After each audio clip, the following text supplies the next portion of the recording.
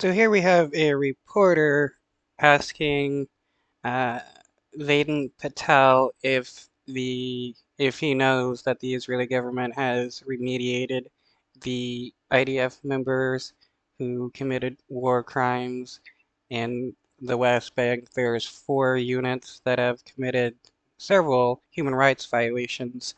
A lot of it is probably murder, since that's what the IDF loves to do when they go into the West Bank, murder people. Uh, though it's no surprise that these IDF members aren't really going to be punished in any real way. The Israeli government is probably just going to let them off the hook and say that they were justified in what they were doing. Go ahead. I'll just follow up on Yeah, that. yeah. I mean, I'm confused. Do you know whether or not the Israelis have remediated this unit?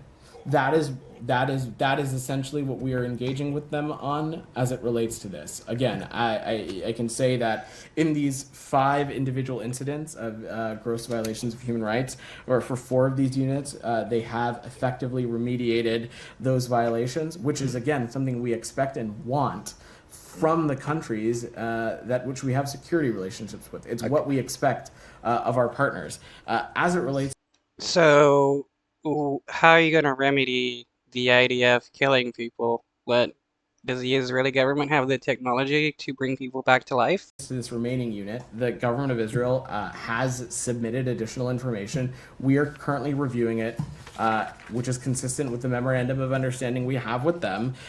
We're engaging with them in a process, and we'll make a decision from there when that process is complete. Okay, but the answer is you don't know. You don't know if they've remediated this unit on these cases, and we don't know what the cases are because you're not When saying. I say something is mid-process, it's safe to assume Yeah, but that, the law is really clear. So the law says no assistance shall be furnished to any unit of the security forces of a foreign country if the Secretary of State has credible information that such unit has committed a gross violation of human rights. So you've made that determination that they have committed a gross violation of human rights.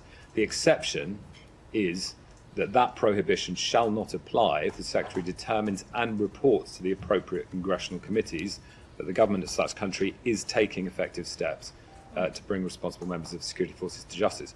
So has the Secretary notified Congress that they are taking effective steps? So I'm not No, because legal you or don't technical know, expert. and you've just said you don't know if they've remediated. So, I'm happy to check on the specifics of the legal process for but you, that Tom, is the and legal get back process. to So you. according to the legal process, you've determined that they have carried out gross violations of human rights, but you haven't determined they've remediated. And yet the Secretary said on April the 19th you had made the determinations.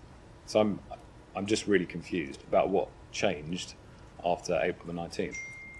As I find it funny how every time you have a spokesperson for the Biden administration come and speak about the Israeli government, they have absolutely no idea what is actually going on. I was pretty clear, what I shared was that the government of Israel has shared additional information with us, and But we're that according to the law, that is not an effective remediation. So at the moment, you have a situation where you have determined there is a gross violation, but you don't have remediation. And I can't see any part of the law which says you might decide over a couple of days that it's been remediated and therefore keep the security assistance going. so like I said, this is an ongoing process. I'm not going to speak to it more specifically, but consistent with the memorandum of understanding that we have with the government of Israel, we are engaging with them, consulting with them as it relates to not just this broader process, but additional information that they've shared, and we'll have more to share in the time ahead. It is wild how the United States will eventually admit that the Israeli government is committing human rights violations, then still act like the Israeli government are the good guys when they're going into the West Bank and killing people and doing who knows what else to Palestinians in the West Bank.